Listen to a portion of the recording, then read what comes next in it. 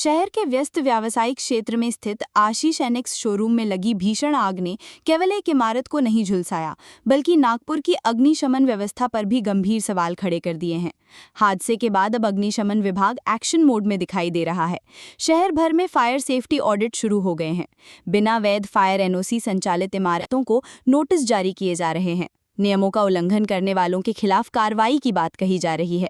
लेकिन नागपुर के नागरिक एक सीधा सवाल पूछ रहे हैं, अगर हजारों व्यावसायिक प्रतिष्ठान, कॉम्प्लेक्स और बहुमंजिला इमारतें बरसों से फायर सेफ्टी नियमों की अनदेखी कर रही थीं, तो जिम्मेदार विभाग और अधिकारी अब तक क्या कर रहे थे?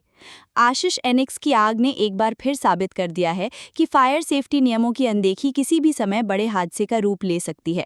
शहर में बड़ी संख्या में ऐसी इमारतें मौजूद हैं जिनके पास या तो वैध फायर एनओसी नहीं है या फिर निर्धारित सुरक्षा मानकों का पालन नहीं किया जा रहा है।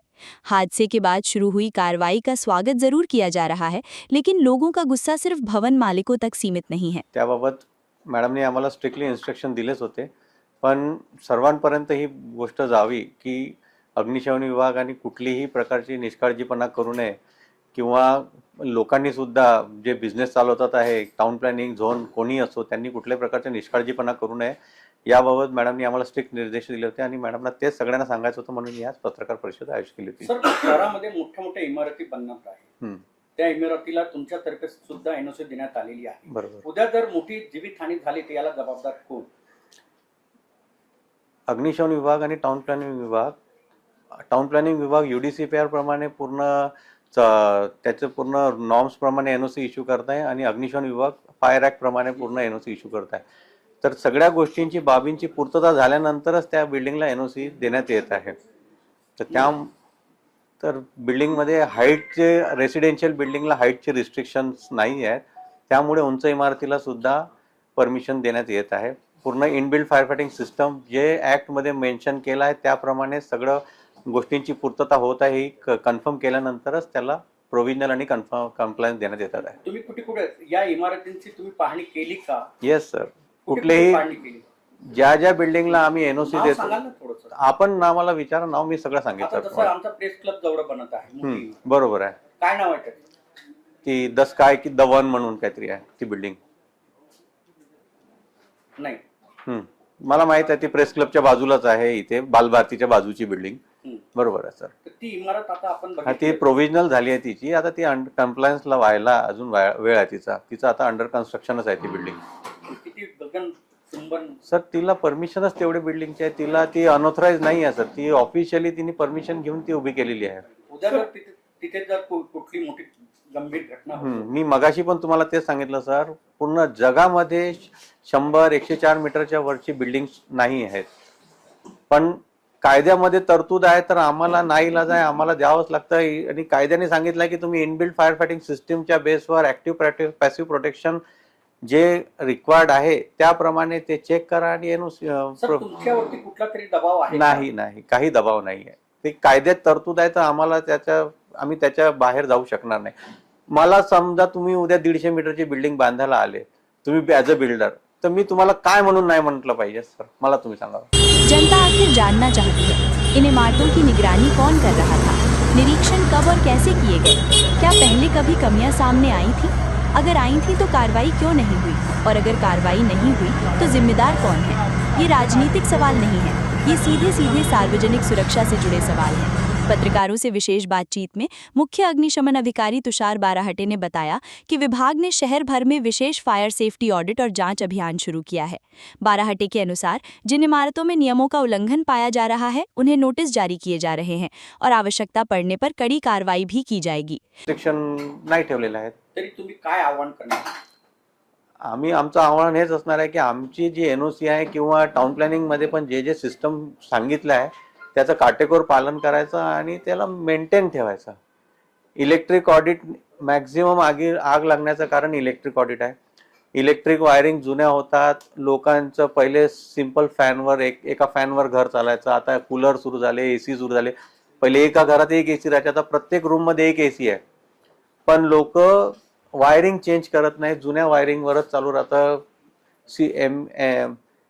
MCB वगैरे आहे ते ट्रिप होतात तरी त्याच्याकडे लक्ष देत नाही, त्याला परत ऑन करतात आणि आपलं इलेक्ट्रिक वायरिंगवर आपलं सगळं घरातलं इक्विपमेंट्स रन करतात. तर माझी सगळ्यांना हेच विनंती आहे की त्यांनी फायर फायटिंग सिस्टम तर मेंटेन ठेवायचंच आहे आणि त्याचे फॉर्म ए फॉर्म बी तुम्हाला वर्षातून 2दा सबमिट करणं कंपल्सरीच आहे कायद्याने.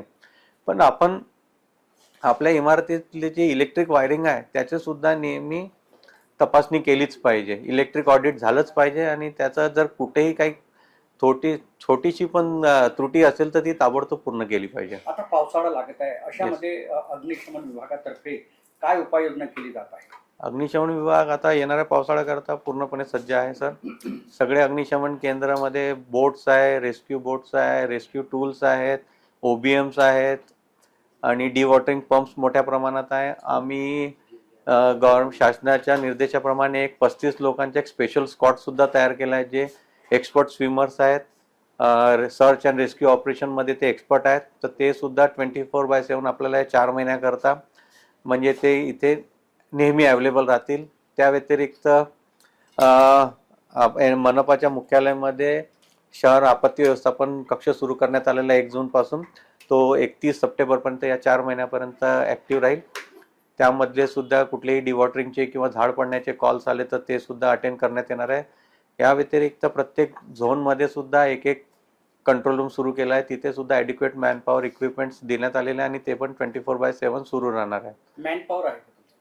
आमच्याकडे मॅनपॉवर कमी आहे, पण सर आम्ही तुम्हाला ते सांगतोय, आम्ही पूर्ण असा कुठलाही कॉल होत नाही की तो आम्ही जो अनअटेंडेड राहतो. आम्ही कमी माणसं पाठवतो पण आम्ही तो कॉल पूर्ण करायची आम्ही पूर्ण ताकद ठेवलेली आहे सर. आमच्या जर या स्टेशननी कव्हर होत नसेल तर आम्ही इमिडिएट दुसऱ्या स्टेशनला ते मेसेज ट्रान्सफर करून आम्ही तो कॉल कंप्लीट करून घेतला. किती मॅनपॉवर आहे तुमची? आमच्याकडे आता आमच्या आस्थापनेवर 120 आहे जवळजवळ आणि बाकीच्या डिपार्टमेंट्स म्हणून असे जवळजवळ 300 लोकांचा स्टाफ आम्हाला अवेलेबल आहे. फायर सर्व्हिस वगैरे काय? कंत्राटी माझ्याकडे 55 फायरमन्स आहेत, 80 इंटर्नशिपचे स्टुडंट्स आणि 65 इतर डिपार्टमेंटचे लोक, असे जवळजवळ 300 लोकांचा स्टाफ माझ्याकडे आहे सर. उन्होंने कहा कि सभी व्यावसायिक और बहुमंजिला इमारतों के लिए निर्धारित अग्नि सुरक्षा मानकों का पालन करना अनिवार्य है। विभाग लगातार निरीक्षण कर रहा है और नियमों का उल्लंघन करने वालों के खिलाफ कार्रवाई की जाएगी। हालांकि यहीं से सबसे बड़ा सवाल खड़ा होता है, अगर आज इतनी बड़ी संख्या में इमारतें जांच के दायरे में आ रही हैं, तो क्या ये कमियां पहले दिखाई नहीं देती थी? क्या संबंधित विभागों को इसकी जानकारी नहीं थी या फिर व्यवस्था ने बरसों तक आंखें मूंद रखी थीं? आशिष एनेक्सच्या अग्निकांड संबंधित घटनेनंतर या घटने पुनरावृत्ती होऊ नये म्हणून मी या सभापती या नात्याने माझं दायित्व आणि जबाबदारी समजून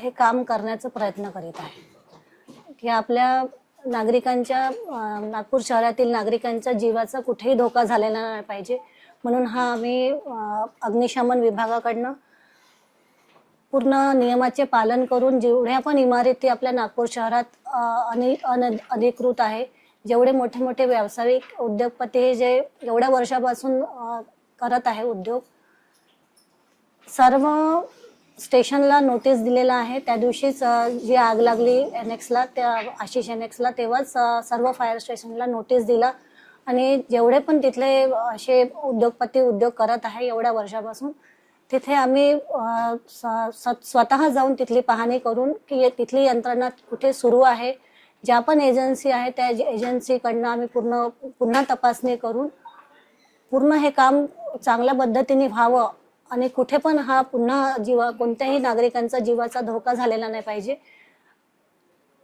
आणि ही जे अशा मॉलमध्ये जशी आग लागली आहे पुन्हा झालेलं नाही पाहिजे, ह्या माझ्या कारकिर्दीत हे होऊ नये म्हणून मी हे पाऊल उचलणार आहे की आपल्या अग्निशमन विभागाकडनं चांगलं काम झालेलं पाहिजे आणि अग्निशमन विभाग हे अजून व्यवस्थित काम करायला पाहिजे. हर बड़े हादसे के बाद एक जैसा दृश्य देखने को मिलता है, हड़कंप, जांच, नोटिस, समितियां, आश्वासन और सुधार के वादे। लेकिन कुछ समय बाद सब कुछ फिर सामान्य हो जाता है, जब तक कोई नया हादसा व्यवस्था की खामियों को फिर उजागर नहीं कर देता। आशीष एनेक्स अग्निकांड को भी केवल एक और दुर्घटना मानकर भुला देना आसान होगा, लेकिन ये हादसा नागपुर के लिए एक चेतावनी है। यदि जांच में ये सामने आता है कि नियमों की अनदेखी हुई, सुरक्षा मानकों का पालन नहीं किया गया, निरीक्षणों में लापरवाही बरती गई या चेतावनियों को अनदेखा किया गया, तो जिम्मेदारी केवल अंतिम कड़ी तक सीमित नहीं रहनी चाहिए। जिम्मेदारी भी उतनी ही व्यापक होनी चाहिए जितनी व्यापक ये विफलता दिखाई दे रही है। नागपुर के नागरिक सिर्फ नोटिसों की संख्या नहीं गिनेंगे, वे ये देखेंगे कि क्या वास्तव में उन प्रतिष्ठानों के खिलाफ कार्रवाई होती है जो बरसों से नियमों को ताक पर रखकर चल रहे हैं। वे ये भी देखेंगे कि क्या जिम्मेदारी सिर्फ मालिकों तक सीमित रहती है या फिर उन सभी स्तरों तक पहुंचती है जहां निगरानी, अनुमोदन और प्रवर्तन की जिम्मेदारी थी। क्योंकि जब नियम केवल कागजों पर रह जाते हैं, निरीक्षण औपचारिकता बन जाते हैं और जिम्मेदारी गायब हो जाती है, तब हादसे सिर्फ हादसे नहीं रह जाते, वे एक ऐसी व्यवस्था की नाकामी बन जाते हैं जिसे लोगों की सुरक्षा सुनिश्चित करनी थी। आशीष एनेक्स की आग भले ही बुझ चुकी हो, लेकिन उससे उठे सवाल अभी भी धधक रहे हैं। कॅमेरामॅन सचिन के साथ सनी भोंगाडे, शंखनाद न्यूज, नागपूर। हेच आपल्या स्वप्नातलं घर आहे। पण कसं होईल? तुमच्या सोन्याने. सोन्याने? हो, सोना काय करू शकत नाही. भारतातील सर्वात मोठ्या gold loan NBFC Muthoot finance कडून गोल्ड लोन घ्या आणि बस गृहप्रवेशाची तयारी करा. नमस्कार करतो बाबा. बघितलं, सोना काय करू शकत नाही. कॉल करा 1-800-313-1212 भारतातील सर्वात मोठ्या gold loan NBFC Muthoot finance कडून गोल्ड लोन घ्या आणि मग पहा सोना काय करू शकत नाही. कॉल करा 1-800-313-1212.